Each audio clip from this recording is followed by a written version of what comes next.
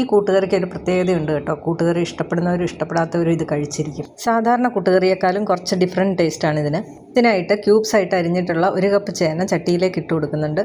കുറച്ച് വെള്ളം കൂടി ഒഴിച്ച് ഒന്ന് മൂടി വെച്ച് വേവിക്കാം. ഇതൊന്ന് തിളച്ച് വേകാൻ തുടങ്ങുമ്പോഴേക്കും ഇതിലേക്ക് 1/2 കപ്പ് കുമ്പളങ്ങ അരിഞ്ഞതും 1 കപ്പ് കായ അരിഞ്ഞതും കൂടെ ചേർത്ത് കൊടുക്കാം. ഇനി ഇതിലേക്ക് കുറച്ച് മഞ്ഞൾപ്പൊടി, മുളക് പൊടി, ഉപ്പ് ഇത്രയും ചേർത്ത് ഒന്ന് ഇളക്കി മൂടി വെച്ച് വീണ്ടും വേവിക്കാം. ചേന വേകാൻ താമസമുള്ളതാണെങ്കിൽ സെപ്പറേറ്റ് ഇട്ട് വേവിച്ചെടുക്കണേ. ഇനി കഷ്ണങ്ങൾ വേകുന്ന നേരത്ത് ഒരു പാൻ വെച്ച് അതിലേക്ക് 1 ടീസ്പൂൺ വെളിച്ചെണ്ണ ഒഴിച്ചു കൊടുക്കാം. ഇനി അതിലേക്ക് 1 ടീസ്പൂൺ നിറയെ പെരിഞ്ജീരകമാണ് ഇട്ട് കൊടുക്കേണ്ടത്. പെരിഞ്ജീരകം മൂത്ത് കഴിഞ്ഞാൽ അതിലേക്ക് കുറച്ച് കറിവേപ്പിലയും 1/2 കപ്പ് തേങ്ങയും കൂടി ഇട്ട് നല്ല ചുമക്ക വറുത്തെടുക്കണം. ഇനി വെന്ത കഷ്ണങ്ങളിലേക്ക് 1/2 കപ്പ് കടല വേവിച്ചതും കൂടെ ചേർത്ത് കൊടുക്കണം. ഈ ഒരു കൂട്ടിലേക്ക് ഒരു 4 ടേബിൾ സ്പൂൺ തേങ്ങ വെള്ളം ചേർത്ത് നന്നായിട്ട് അരച്ചും കൂടെ ചേർക്കണം. ഇനി എല്ലാം കൂടി ഒന്ന് മിക്സ് ചെയ്തിട്ട് ഒരു 1/4 ഗ്ലാസ് വെള്ളം കൂടെ ചേർത്ത് ചെറിയ തീയിലൊന്ന് മൂടി വെച്ച് കൊടുക്കാം. തേങ്ങ നല്ല ചുമക്ക വറുത്തെടുത്തിട്ടുണ്ട്. ഇപ്പം അതിലേക്ക് 1/2 ടീസ്പൂൺ കാശ്മീരി ചില്ലി പൗഡറും കൂടെ ചേർത്ത് കൊടുത്ത് ചെറു ചൂടിൽ ഒന്ന് ഇളക്കി കൊടുക്കണം. മുളക് പൊടിയുടെ പച്ചമണം മാറിക്കഴിഞ്ഞാൽ ഫ്ലെയിം ഓഫ് ചെയ്തിട്ട് അതിലേക്ക് 1 ടീസ്പൂൺ കുരുമുളക് പൊടിയും കൂടെ ചേർത്ത് കൊടുക്കാം.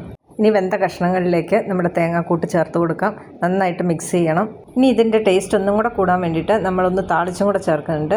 ഒരു പാൻ ചൂടാകുമ്പോൾ അതിലേക്ക് 1 ടീസ്പൂൺ വെളിച്ചെണ്ണ, 1/2 ടീസ്പൂൺ നെയ്യും കൂടെ ചേർക്കണം. ഇനി അതിലേക്ക് കുറച്ച് കടുകും ഉഴുന്ന് പരിപ്പും കൂടെ ചേർത്ത് കൊടുക്കാം.